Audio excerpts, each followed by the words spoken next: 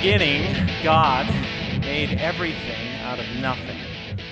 And even in our Christian story, as we understand it, when everything fell into sin, into a state of disrepair and brokenness, and fell out of tune, even when so much of God's good creation had lost a lot of its value, God, through Christ, took the broken and dislocated pieces of the universe and began to make it new again, to recreate it. By stringing together a small, insignificant, seemingly worthless cast, those who followed Christ and His Spirit, God started to engage in a mission of remaking the world. Remaking the world so that it could sing again. When I was a preteen boy, all I wanted to do and be was somebody who could play one of those three, the one in the middle in particular. Given my age, I was a huge Led Zeppelin fan, passionate to do what Jimmy Page did. I played air guitar in all the best air guitar bands in junior high and in high school. I can still remember some of the parties and the fools we made of ourselves, you know. You can tell I had no skill or aptitude. The most worrisome thing I've done in church in the last 4 months is try to do an air guitar thing. I was so worried about that sucking. And I had not a lot of wisdom as I pursued that passion. That middle guitar, I bought one of those, a Gibson Les Paul. It was on sale in the newspaper for $100. A Gibson Les Paul, $100, you know. And I thought at 14, I knew for sure it had to be authentic and real. Take it home. The pickups don't work. It's only the neck of the guitar. The body's a fake. And that's the reason I never became, I think, a rock star, because of that bum purchase. But all I wanted to do, in a very real sense, was be as cool and as alive as these lead guitarists that I worshipped. After watching this film, it might get loud a few times. I think I now understand why that was so meaningful and alive for me. It wasn't just cool for coolness' sake, although as a young teenage boy, how can it not be? It was the fact that these guys were being authentically themselves and powerfully real in doing what they were doing when they played the electric guitar. What they produced was so utterly compelling to me, and striking and cutting and melodic and driving. It just felt alive and real and true. Each of the three lead guitarists in the film, The Edge, Jimmy Page, and Jack White, in their best moments were fully alive human beings giving the most complete and full expression of their humanity, who they were, through an instrument, in this case an electric guitar, that God had gifted them with.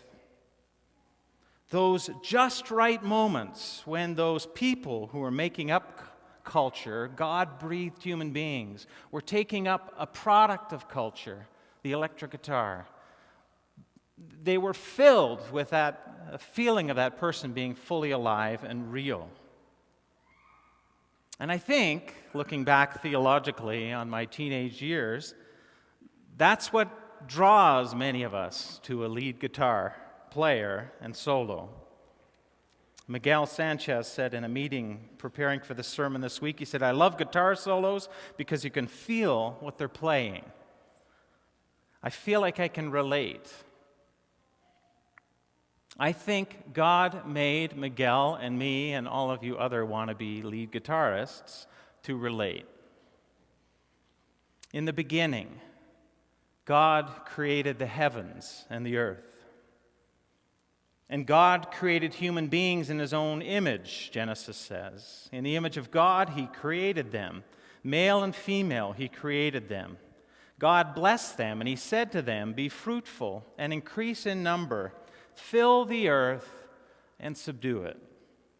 Fill the earth is a phrase that theologians have thought about and tried to understand for centuries, and many have come to the conclusion that it's what we now call the cultural mandate. Filling the earth is not just about making babies and filling the earth with human beings, but it's through those babies and all human beings, filling the earth and bringing it to its God-intended fullness in the creating of culture and the arts and great business ideas and everything that human beings are now in good, true, and beautiful ways filling the earth with. So all created cultural products, co-created with God through Christ, are part of our fulfilling of this cultural mandate to fill the earth. Products like great guitar riffs. Genesis 4 tells the ongoing story of cultural filling. Adah gave birth to Jabal. He was the father of those who live in tents and raise livestock. His brother's name was Jubal. He was the father of all who play stringed instruments and pipes. So in chapter 4 of Genesis, this filling out is being filled out for us as the readers of the creation story. Some filled the earth through living in tents and being tent makers and animal husbandry and learning how to take care of animals and grow culture that way. And others filled the earth by becoming musicians, those who, quote, played stringed instruments. This is the oldest known representation in the world of a guitar-like instrument. It's a 3,300-year-old stone carving of a Hittite bard. As I studied it this week, I was convinced that he was surely the lead in the band that he was playing in. Making music via stringed instruments is a way to fill culture and honor the God of all culture, the God who made us. All musical excellence is God's musical excellence. All great guitar riffs are God's great guitar riffs.